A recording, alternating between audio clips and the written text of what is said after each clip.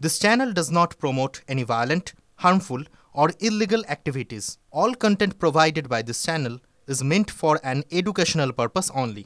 Cancer Healer Center, a new beginning.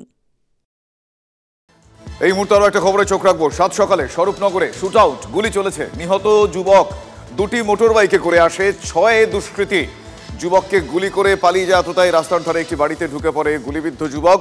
এলাকায় আতঙ্ক ছড়িয়েছে। আমার সহকর্মী দীপঙ্করের কাছ থেকে আমি জানবো। দীপঙ্কর, ঠিক আর কি জানা যাচ্ছে এই বিষয়ে? স্থানীয় সূত্রে জানা গেছে যে মোটরসাইকেলের সহযোগে প্রায় 5-6 জন আসে মোটর বাইকে করে এবং তারা এসে ওই ব্যক্তিকে ঘিরে ফেলে। রাস্তার ওপরেই তাকে এলোপাথারিভাবে গুলি করে এবং তারপর তারা পালিয়ে যায়। একদম ফিল্মি কায়দায় স্বরূপনগরের সাত সকালে এই ঘটনাটি ঘটেছে এবং ঘটনাস্থলে লুটিয়ে পড়ে যুবক এবং তারপর মারা যায় এমনটা জানা যাচ্ছে। পুলিশ গোটা ঘটনার তদন্ত করছে। কারা এই গুলি করতে আসলো, কি উদ্দেশ্যে গুলি করতে আসলো এবং যে ব্যক্তি মারা গেছে তার পরিচয় জানার চেষ্টা করছে। তিনি সকালবেলা ওই জায়গায় কি করতে এসেছিলেন, এই সমস্ত বিষয় এখন পর্যন্ত খতিয়ে দেখছে। তবে পুলিশ খুব অল্প সময়ের ঘটনা, তার মধ্যে এই তদন্ত শুরু হয়েছে। আচমকাই এসে কিন্তু বলা যেতে পারে তাকে লক্ষ্য করে গুলি করে, অর্থাৎ তাদের টার্গেট ছিল এবং সেটা টার্গেট করেই এই ব্যক্তি যে ওই সময় ওখান দিয়ে যাতায়াত করেন বা যাচ্ছিলেন সেটা তার আগে থেকে জানতো। সেটা ওপরে বেস করেই কিন্তু একদম লক্ষ্য করে তাকে গুলি করে এবং তারপরই ওই ব্যক্তি মারা যায়। ধন্যবাদ দীপঙ্কর, ধন্যবাদ।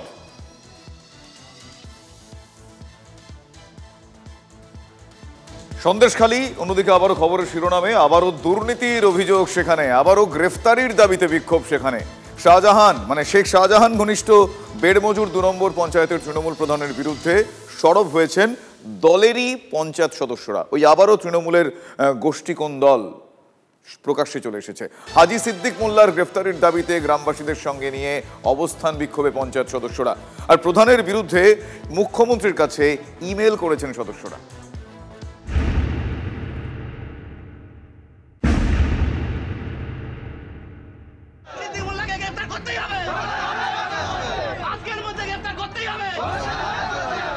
দুর্নীতির অভিযোগে ফের তপ্ত উত্তর 24 পরগনা সন্দেশখালী। বেড়মজুর 2 নম্বর পঞ্চায়েতে তৃণমূলের প্রধান হাজি সিদ্দিক মোল্লার বিরুদ্ধে দুর্নীতির অভিযোগ। প্রধানের বিরুদ্ধে আওয়াজ তুলেছেন দলেরই পঞ্চায়েত সদস্যরা। হাজি সিদ্দিক মোল্লার বিরুদ্ধে বিভিন্ন সরকারি দফতরের অভিযোগ দায়ের করেন পঞ্চায়েত সদস্য ও গ্রামবাসীরা। অভিযোগের ভিত্তিতে সোমবার সরকারি আধিকারিকরা প্রধানকে নিয়ে বেড়মজুর 2 নম্বর পঞ্চায়েত অফিসে বৈঠক করেন।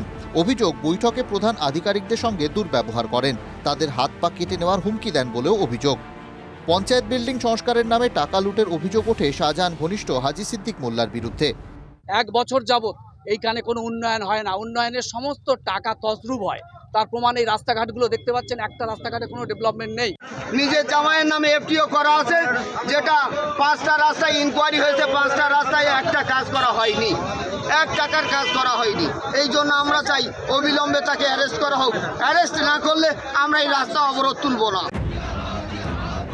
পঞ্চায়েত সদস্যদের দাবি, অভিযোগগুলো আমরা দায়ের করেছিলাম, তার প্রাথমিক তদন্ত হয়েছে, তদন্ত প্রমাণিত হয়েছে, প্রমাণটা বিডিও সাহেবের দপ্তরে আছে, প্রয়োজনে আপনারা সেখানে গিয়ে দেখতে পারবেন।